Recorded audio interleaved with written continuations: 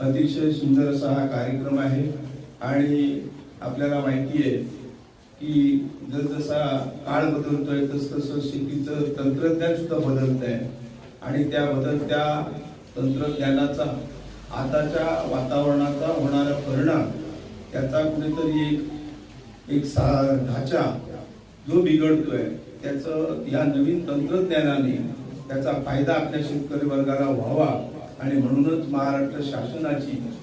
आपल्या या पालकमंत्री साहेबांची आमच्या आमदार साहेबांची त्याच्यात कायम आणि विशेषतः आमचे राणे साहेब खासदार यांचा या विषयावर जास्त कटाक्षाने लक्ष असतो कारण ते आमच्याशी या बाबतीत कायम चर्चा करत असतात त्यावेळी ह्याच विषयासंदर्भात ते जास्त बोलत असतात आणि त्यांचा असा कटाक्ष असतो की आमच्या जिल्हा परिषदेमार्फत किंवा पंचायत समितीच्या या विभागामार्फत आपल्या शेतकऱ्यांना आधुनिक तंत्रज्ञान कृषी अवजार नवीन प्रकारची आणि जी तालुका कृषी अधिकारी आज मला खरंच आनंद वाटतोय की बऱ्याच वर्षानंतर मालवणला तालुका कृषी अधिकारी जे स्टेटचे आहेत ते अतिशय चांगल्या पद्धतीचे डॉक्टर हे साहेब आपल्याला लाभले आहेत कारण शेतीच्या संदर्भात त्यांचा जो ओढ आहे कारण खरं तर ते कणकवलीचा तालुक्याचा त्यांच्याकडे त्यांची आस्थापना कणकवलीला आहे परंतु त्यांना प्रतिनिधी म्हणून एक तालुका हा एक्स्ट्रा मालवणचा दिला गेला आहे म्हणून साहेबांना मी विनंती करेन की तालुका कणकवलीपेक्षा तुम्ही आपल्या मालवण तालुक्याला जास्त वेळ द्यावा की जेणेकरून आमच्या ह्या शेतकऱ्यांना तालुक्याच्या जास्तीत जास्त ह्या नवीन तंत्रज्ञानाचा फायदा होईल आणि जिल्हा परिषद आणि महाराष्ट्र शासन या संदर्भात शेतकऱ्यांसाठी कारण माझ्या माहितीप्रमाणे आमचं जिल्हा परिषदेचं कृषीचं बजेटच जवळजवळ 5 कोटीच्या दरम्यान आहे 4 कोटी तर आहेच आहे मला आठवतं त्याप्रमाणे अधिक महाराष्ट्र शासन सुद्धा त्याच्याही पेक्षा जास्त पद्धतीने आपल्या जिल्ह्याला बजेट देत असतं आणि त्या संदर्भात आपल्या या शेतकऱ्यांना त्याचा जास्तीत जास्त फायदा व्हावा आणि या बदलत्या वातावरणामुळे अल निनोचा जो एक संकट येऊन आपल्यावर ठाकलेला आहे त्या संदर्भात यंदाचं हे वर्ष कृषीच्या दृष्टीने अतिशय महत्त्वाचं आहे कारण सगळं आपण मिळवू शकू पण धान्य आपल्याला हे पिकवावंच लागणार आहे आणि त्यासाठी शेतकरी हाच राजा असणार शेतकऱ्यांमध्ये ज्या भावना रुजल्या पाहिजेत आणि मी थोडंसं वेगळं का बोलतो एखादं इलेक्शन असेल तर प्रत्येक कार्यकर्ता त्यांच्या घरापर्यंत बोलतो आपल्या पक्षाचं महत्व आपल्या पक्षाकडून होणाऱ्या विकास कामांचं महत्व मी तुझं कशा पद्धतीने काम करू शकतो सामाजिक आपली जी काही परिस्थिती असते ती त्याच्यासमोर कथन करत असतो आणि त्याला त्या मतदानाच्या पेटीमध्ये प्रवृत्त होण्यासाठी आपण जे अॅनालाइज करतो त्याच पद्धतीने खऱ्या अर्थाने वसुंधराय नायकांना खऱ्या अर्थाने जर श्रद्धांजली व्हायची असेल तर सगळ्यात व्यासपीठावर बसलेल्या लोकप्रतिनिधी ते पंचायत समिती असतील काही ग्रामपंचायत सदस्य असतील काही शेतकरी वर्ग असेल आणि एकमेकांना त्याबद्दलचं मार्गदर्शन करणं अतिशय महत्त्वाचं आहे कारण कृषी तालुका अधिकारी असतील किंवा कृषी पंचायत समितीच्या वतीने हा जरी कार्यक्रम संपन्न होत असला तरी मला वाटतं अपुऱ्या कर्मचारी वर्गामुळे आपण प्रत्येक शेतकऱ्यांपर्यंत पोहोचण्याचं माध्यम होत नाही आणि ते खरं माध्यम करण्याचा उद्दिष्ट म्हणजे हा शेतकरी मेळावा आहे आपण ज्या ठिकाणी या व्यासपीठावरून जे जे काही शास्त्रज्ञ असतील किंवा कृषी तज्ज्ञ असतील त्यांचं जे काही मार्गदर्शन ऐकलं ते खऱ्या अर्थाने आपण सर्वांनी आत्मसात केलं पाहिजे आणि आत्मसात करत असताना आपला शेजारी आपल्या सोबत आहे की नाही याचा विचार न करता तो एक माझा शेतकरी आहे आणि त्याला ते मार्गदर्शन करून त्याच्यामध्ये ते उतरवणं फार गरजेचं असतं आणि ती कृती जाणून शास्त्रोत्तर पद्धतीने शेतीकडे आपण पाहिलं तर मला वाटतं अनेक IPS LPS विद्यार्थ्यांचं मी विद्यार्थी म्हणण्यापेक्षा त्या 40-50 वर्षाचे आहेत त्यांनी नोकरी सोडून सुद्धा शेती हा व्यवसाय अवलंबलेला आहे आणि ज्यावेळी एका शेतकऱ्याची आणि माझी मुलाखत झाली कोल्हापूर साईडला त्यावेळी 2 लाखाचं महिन्याचं पॅकेज 2 lakhs रुपीची नोकरी कोण सोडेल का म्हणजे 2 लाख रुपयाची नोकरी सोडून सुद्धा ज्या आधुनिक पद्धतीने त्यांनी म्हणजे आता तो कारखानदारी व्यवसायामध्ये गेला म्हणजे शेतकऱ्याचं उत्पन्न वाढवण्यासाठी आपल्या हातीत आहे परंतु आपण त्या गोष्टीचा किंवा त्या तंत्रज्ञानाचा वापर न केल्यामुळे आपण थोडेसे काय होतो त्यातून मागे पडतो आणि सगळ्यात महत्त्वाचा पार्ट आहे की लोकप्रतिनिधी आम्ही सगळेच आहोत परंतु अधिकाऱ्यांनाही सांगतो की सिंधुदुर्गाची जी भौगोलिक परिस्थिती आहे माणसाने शेतीपासून लांब का गेले त्याचं मुख्य कारण असेल की हा जनावरांचा जो त्रास आहे गौरेडी असतील माकड असतील ह्याच्यावर सुद्धा आज आपल्या आमदार महोदयांनी चांगल्या प्रकारचा विधानसभेमध्ये आज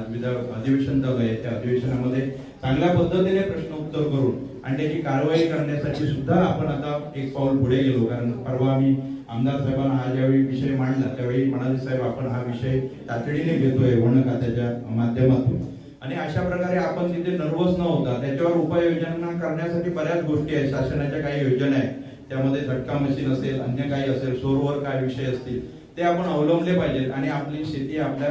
लागवडीखाली आणली पाहिजे. कृषी दिनानिमित्त पंचायत समिती आणि जिल्हा परिषदेमार्फत विविध ज्या योजना आहेत त्या योजना आम्ही खरं तर ग्रामपंचायतीमार्फत राबवत असतो.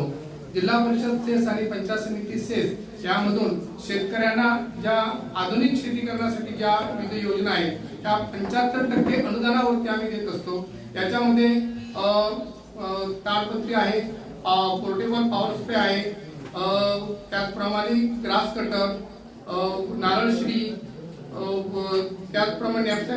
पोर्टेबल पॉवर स्प्रे अशा विविध योजना आहेत. 6 प्रकारच्या योजना आम्ही गेल्या वर्षापर्यंत राबवल्या होते. चालू आर्थिक वर्षामध्ये 26-27 या आर्थिक वर्षामध्ये धोरण जिल्हा परिषदचं अजून डिक्लेअर व्हायचं आहे. त्यामुळे कुठल्या योजना यावर्षी राबवतील त्यावरती आपलं डिक्लेरेशन होणार आहे. तरी पण मी तुम्हाला खात्रीला एक सांगतो की ह्या ज्या सगळ्या योजना आहेत ह्या 75% अनुदानावरती आहेत. मगाशी साटलकर साहेबांनी आपल्याला आश्वासित केलेलं आहे की ह्या आपल्या मालवण तालुक्यासाठी कुठलाही आपण निधी कमी पडू देणार नाहीये. त्यामुळे त्यांच्या ज्या योजना डिक्लेअर झाल्यानंतर मी आमच्या पंचायत समितीच्या वतीने संपूर्ण सगळ्या ग्रामपंचायतीकडे त्या डिस्प्ले करू, त्याप्रमाणे सर्व ग्रामपंचायतीने ऍप्लिकेशन करून त्या योजना राबवायच्या आहेत. त्याचप्रमाणे गेल्या वर्षी सुद्धा पंचायत जिल्हा परिषदेने हळद लागवड याच्यासाठी खूप मोठं एक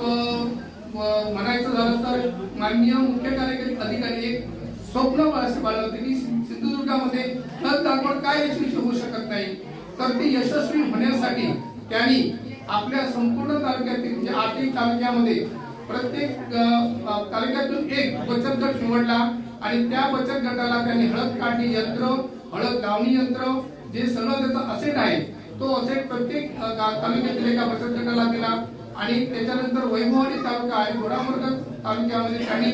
हळदीवर प्रोसेसिंग युनिट सुद्धा आम्ही गेल्या वर्षी जिल्हा परिषद मार्फत दिलेले आहे. श्रावणाने 8 या जातीची लागवड केली होती आणि त्यांना 111 क्विंटल एवढं विक्रमी उत्पादन मिळालं. त्यांचं अभिनंदन आणि पुढील वाटचालीसाठी शुभेच्छा. उल्हास शांताराम पाटकर हे पण राणाजी परब तयार राहा. खूप खूप अभिनंदन. आणि श्री श्यामसुंदर आनाजी परब असगणी यांनी रत्नागिरी 8 या व्हरायटीचं बियाणं लावलं होतं आणि त्यांना 97 क्विंटल एवढं उत्पादन मिळालं. आणि उपसभापती झाड साहेब यांच्या शुभ हस्ते सत्कार स्वीकारताना श्री पंचायत समिती मार्फत राष्ट्रीय बायोगॅस सेंद्रिय खत कार्यक्रम हा एक उपक्रम राबवण्यात आला होता आणि यामध्ये काही आमच्या ग्रामपंचायत अधिकारी यांनी उल्लेखनीय कार्य केलेलं आहे. त्यांचा सन्मान करणं आम्ही उचित समजतो आणि आम्हाला आनंद होत आहे त्यांचा सन्मान करताना. यामध्ये सर्वप्रथम सर्वात जास्त बायोगॅस ज्यांनी निर्माण केले ते सुनील रवींद्र प्रभुदेसाई ग्रामपंचायत अधिकारी श्रावण यांनी कृपया मंचावर उपस्थित राहावं. आणि पुढे आपण घेऊ MRGS अर्थात महाराष्ट्र ग्रामीण रोजगार योजनेअंतर्गत प्रभाग लागवड योजना किंवा इतर योजना या संदर्भात ज्या आमच्या ग्रामरोजगार सहाय्यक यांनी चांगलं काम केलेलं आहे, उत्कृष्ट कार्य केलेलं आहे, अशा ग्रामरोजगार सहाय्यकांना आपण सत्कारित करतो. यामध्ये सर्वप्रथम श्री दिगंबर महादेव जाधव ग्रामरोजगार सहाय्यक ग्रामपंचायत चिंदर यांनी मंचावर यावं आणि सत्कार स्वीकारावा अशी विनंती. रामकृष्ण नाईक ग्रामरोजगार सहाय्यक ग्रामपंचायत गोडवड. सतीश गोपाळ कांबळे ग्रामरोजगार सहाय्यक ग्रामपंचायत खरारेपेठ. मुख्याध्यापक जनता विद्या मंदिर त्रिंबक आणि मुख्याध्यापक जिल्हा परिषद पूर्ण प्राथमिक शाळा पळसा नंबर 1 यांनी सकाळच्या सत्रामध्ये वृक्षदिंडीचे आयोजन आपल्या विद्यार्थी रतिका विजय गोलतकर यांनी हळद लागवडीमध्ये एक वैशिष्ट्यपूर्ण बाब म्हणून लागवड केलेली आहे, तर आम्ही त्यांचा सत्कार करू इच्छितो. अभिनंदन आणि आपल्या पुढील वाटचालीसाठी शुभेच्छा. मध्ये सुनील रवींद्र प्रभुदेसाई ग्रामपंचायत अधिकारी देऊळवाडा आजच्या सिलेक्ट करणं